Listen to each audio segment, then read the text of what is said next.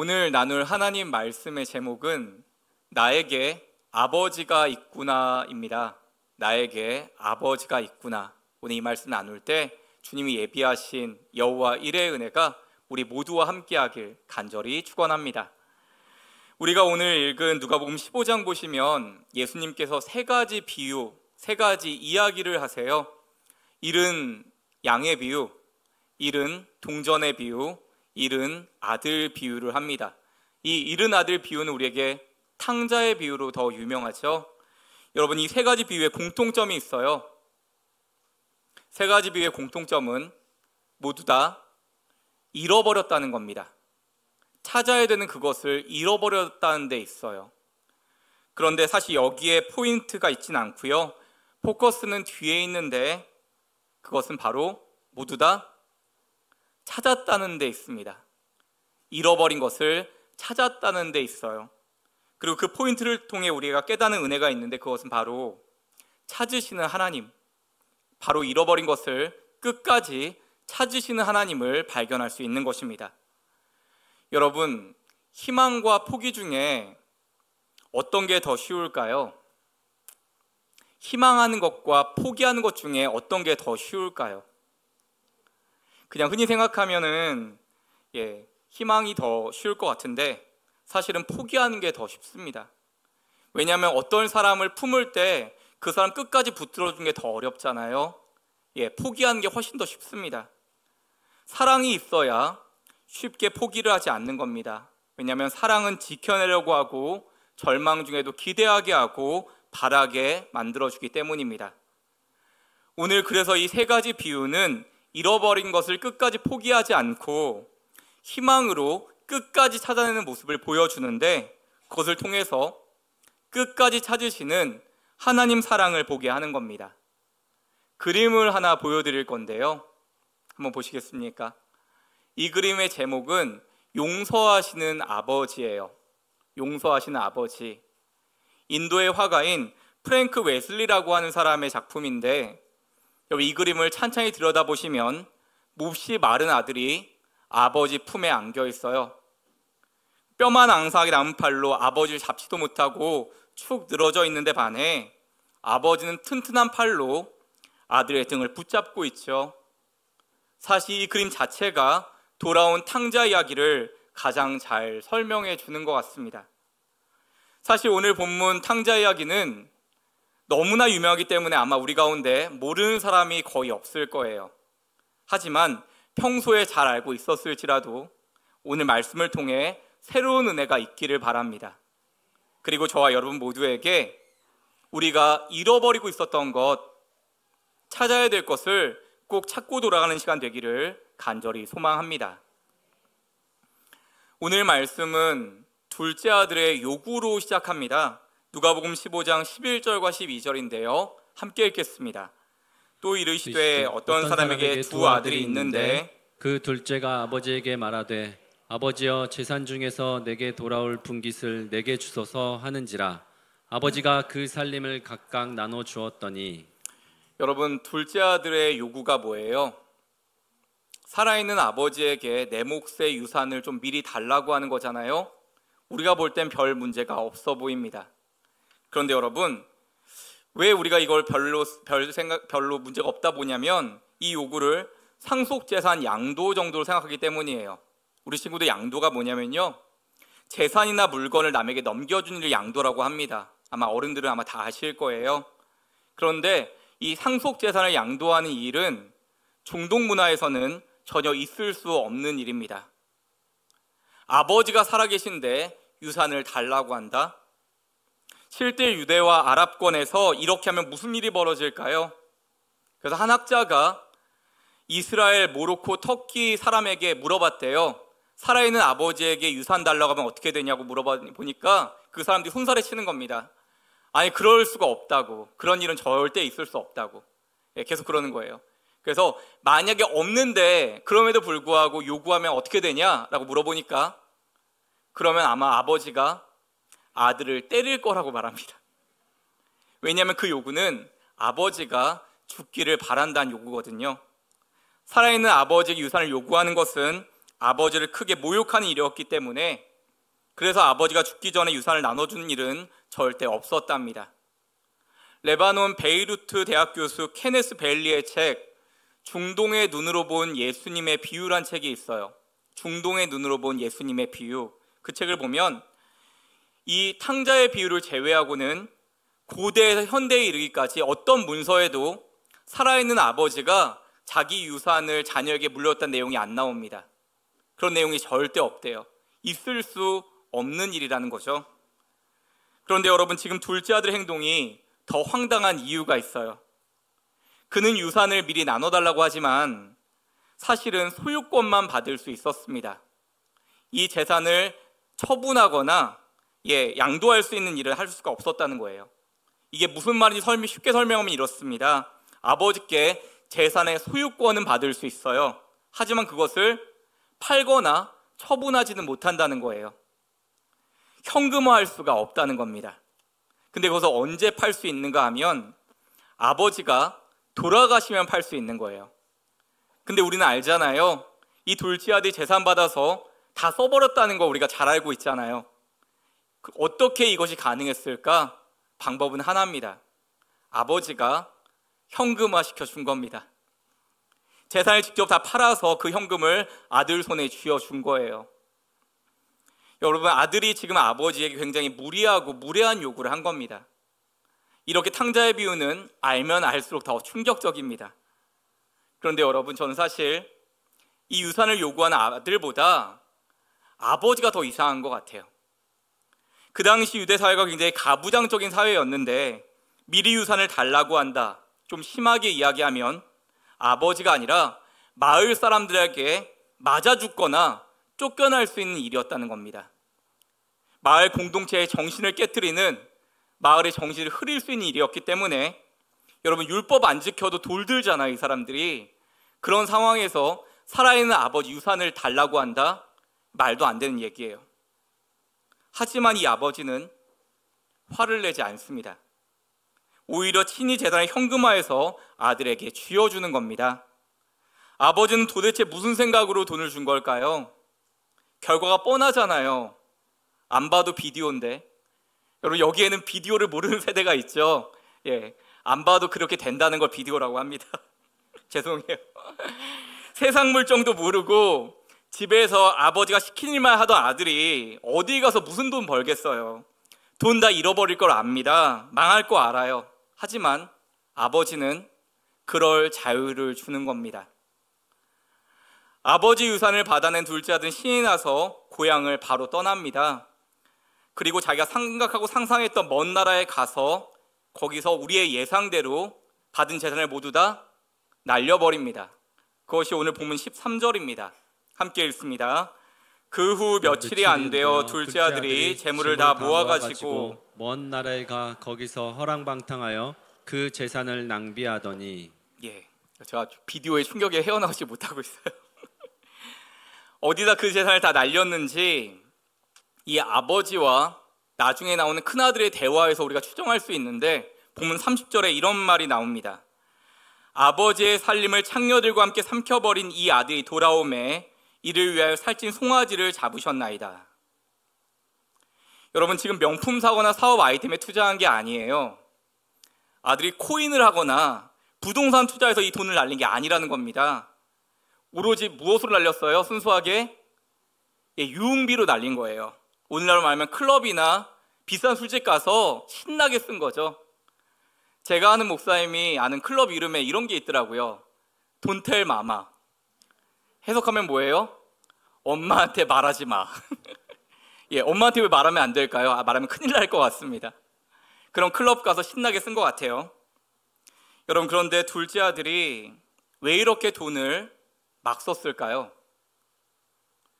쉽게 받은 돈이니까 쉽게 막 썼을까요? 그럴 수도 있지만 내 거라고 생각하니까 막 썼던 게 아니었을까요? 여러분, 물론 내 게 맞습니다. 하지만 그 돈이 어디로부터 왔는지 생각했다면 이렇게 막 쓰진 않았을 거예요. 지금 내가 누리고 사용하는 모든 것들이 아버지께로부터 왔음을 알았다면 아버지를 한 번이라도 기억했다면 이렇게 낭비하진 않았을 거라는 겁니다. 사랑하는 여러분, 저와 여러분의 삶을 잠시 돌아보시기 바랍니다. 여러분, 이 찬양 아세요? 내가 누려왔던 모든 것들이, 내가 지나왔던 모든 시간이, 내가 걸어왔던 모든 순간이 당연한 것 아니라 은혜였소. 여기까지 할게요. 은혜라는 찬양 가사를 보시면 내가 누려왔던 모든 것이 당연한 게 아니라 뭐다? 은혜였다고 고백합니다.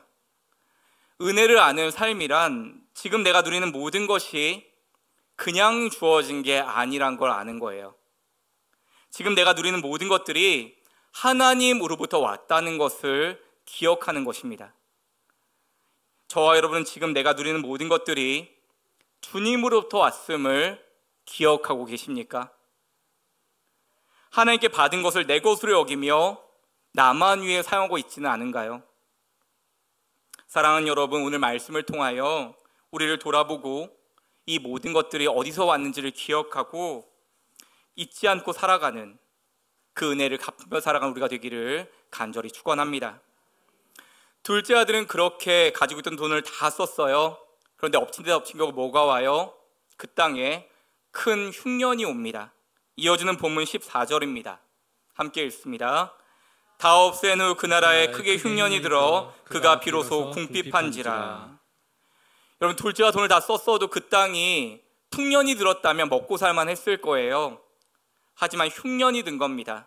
더욱이 먼 나라에서 그 어떤 친구도 지인도 없는 이 둘째가 어떻게 감당할 수 있었을까요? 이어지는 본문 15절입니다. 함께 읽습니다.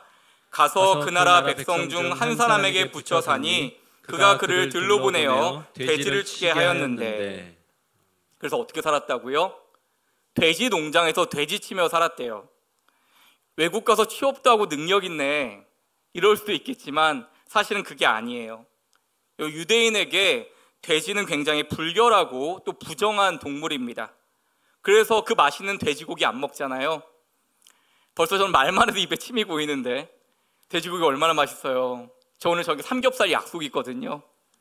부럽죠? 삼겹살, 제육볶음 얼마나 맛있어요. 돼지갈비, 예, 너무 맛있는데 그렇게 맛있는 돼지고기 먹지 않은 이유가 뭐예요? 유대인들에게 율법으로 부정하기 때문에 못 먹어요. 그런데 그런 유대인이 다른 것도 아니고 돼지 농장에서 일을 한다? 이건 있을 수 없는 일입니다. 사실 바다까지 내려간 거예요.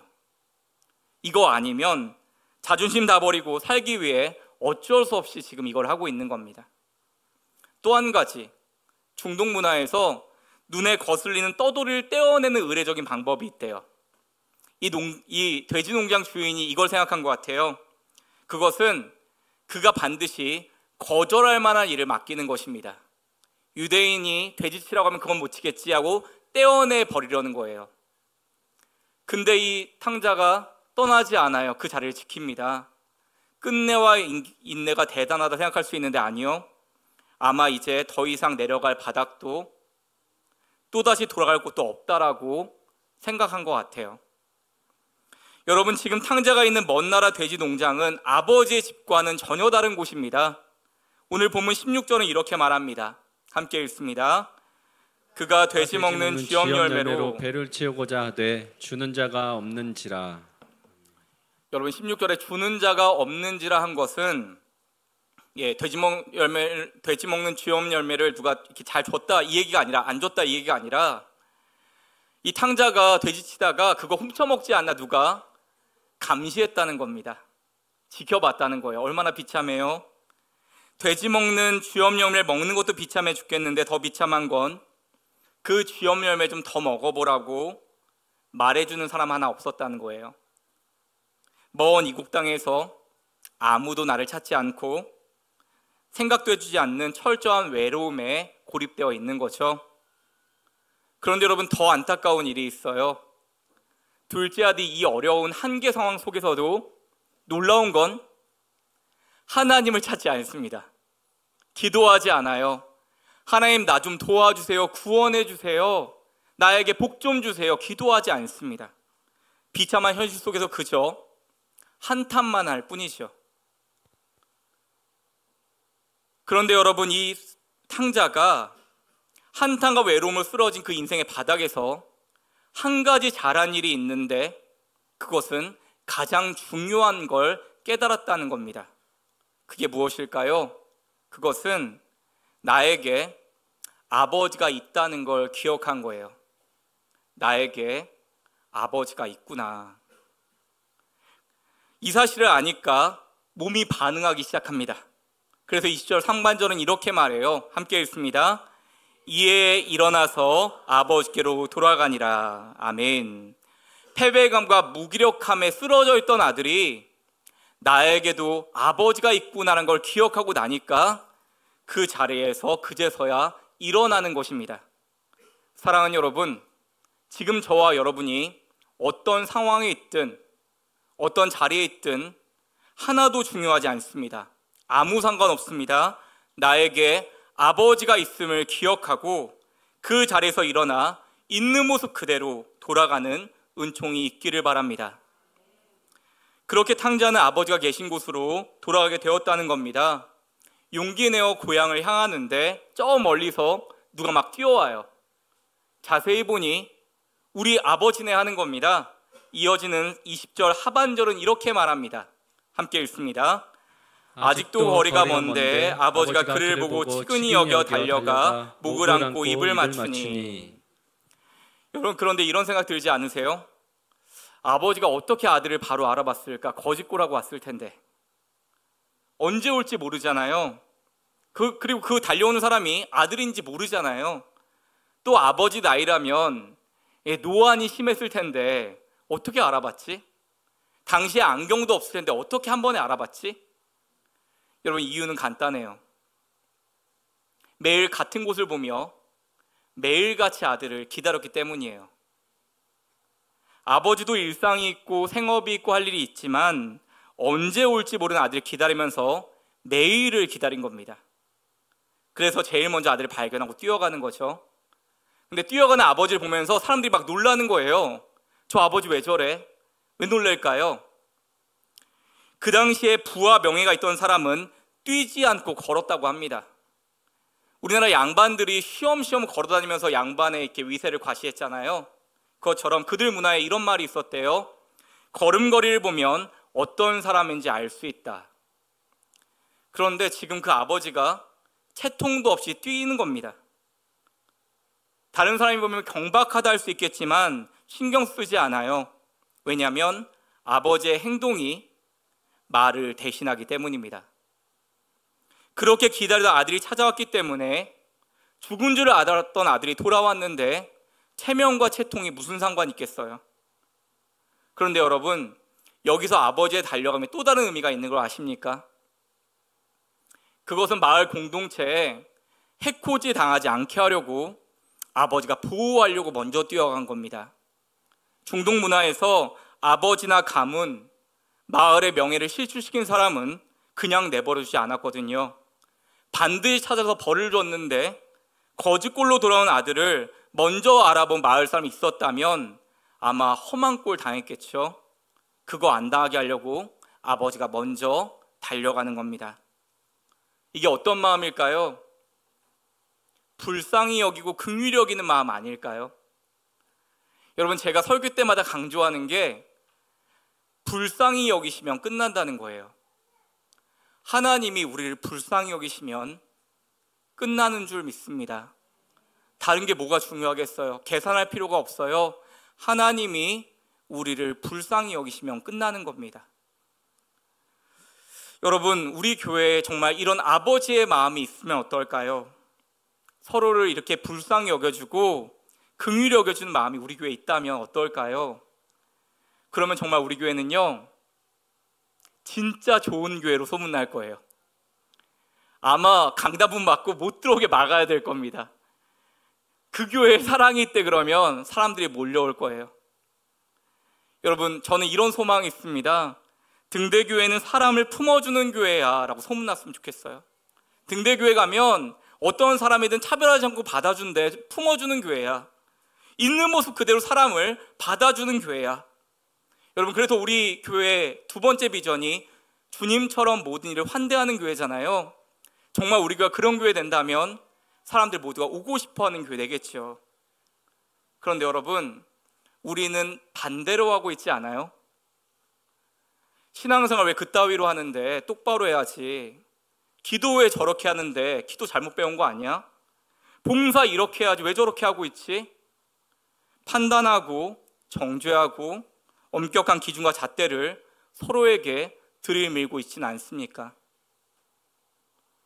저는 매일 새임 기도회 때 이렇게 기도합니다. 하나님, 우리 교회가 구원의 방주 역할 감당하는 교회 되게 해주세요. 근데 한 성도님이 그러시더라고요. 목사님, 여기에 교회 있는 거 아무도 몰라요.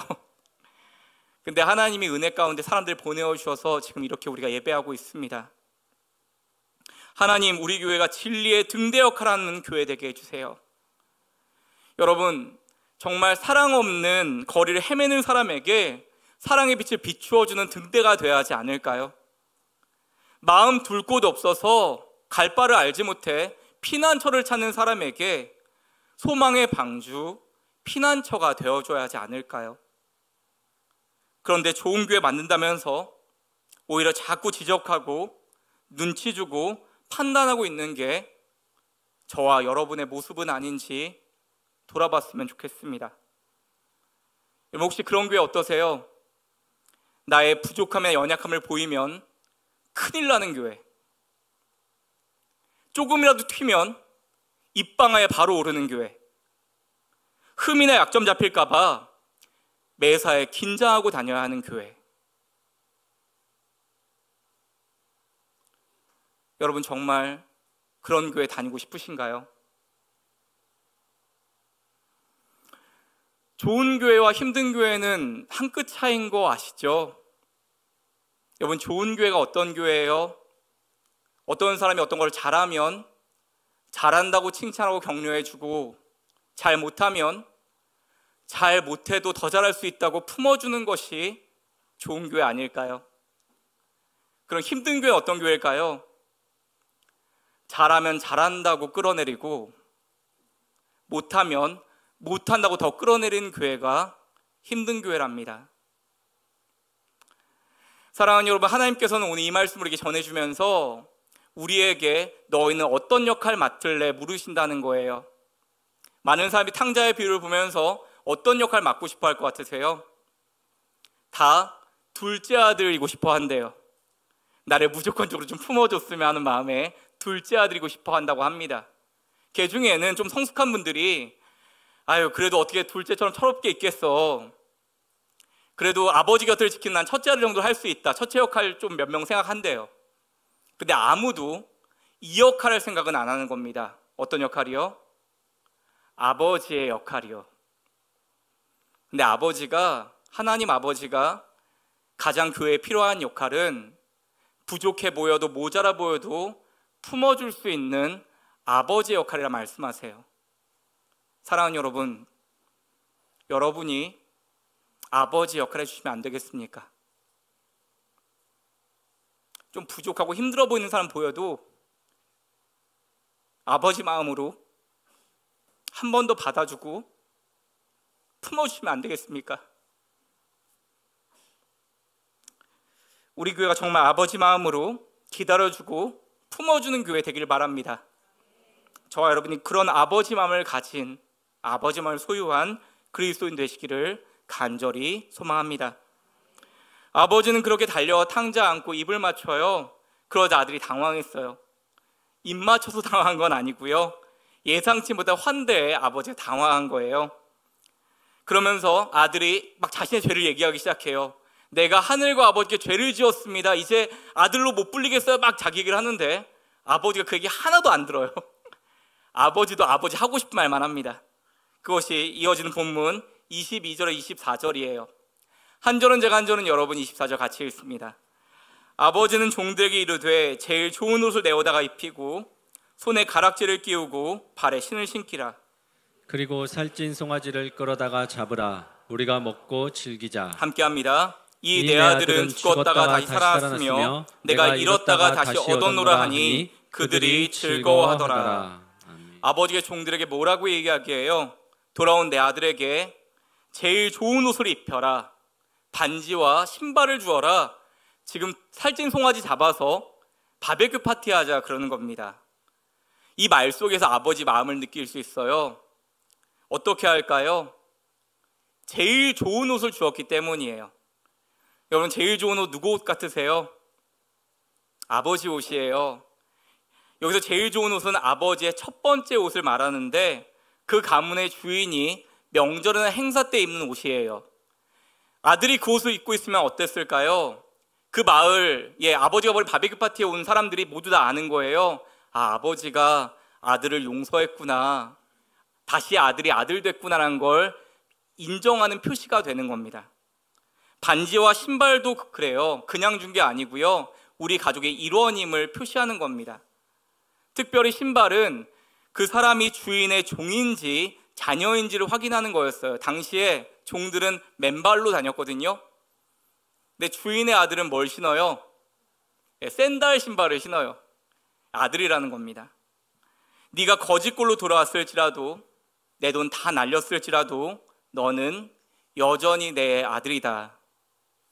사랑하는 여러분, 상황은 변해도 변하지 않는 것이 있습니다. 변함이 없는 것이 있습니다. 그것은 아버지와 아들의 관계입니다. 아버지와 아들의 관계가 변하지 않은 것은 아버지가 아들을 기다려 주었기 때문이에요. 아버지는 그렇게 매일 아들을 기다려줬습니다. 그런데 여러분, 이 아버지의 기다림이 언제부터 시작됐을까요? 아들이 고향 떠났을 때부터요? 아니에요. 아들이 무례한 요청을 했을 때부터, 아버지의 재산을 요구했을 때부터, 아버지의 마음이 떠났을 때 그 순간부터 아버지는 아들을 기다리기 시작한 겁니다. 그리고 그 기다림 속에는 아버지의 강한 의지가 있어요. 우리는 의지가 아들한테만 있다고 생각해요. 자유의지 가지고 도망같이 떠났지 생각합니다. 그러나 사실 이 비유 안에 그보다 더 깊고 강한 의지가 있어요. 아버지의 의지가 있어요. 어떤 의지일까요? 기다리겠다는 의지요. 방황해도 좋다. 돈 다 잃어도 좋다. 살아서만 돌아와라. 나는 기다리겠다. 돌아오면 다 용서하겠다. 두 팔 벌려 안아주겠다. 아버지의 강한 의지가 담겨 있는 것입니다.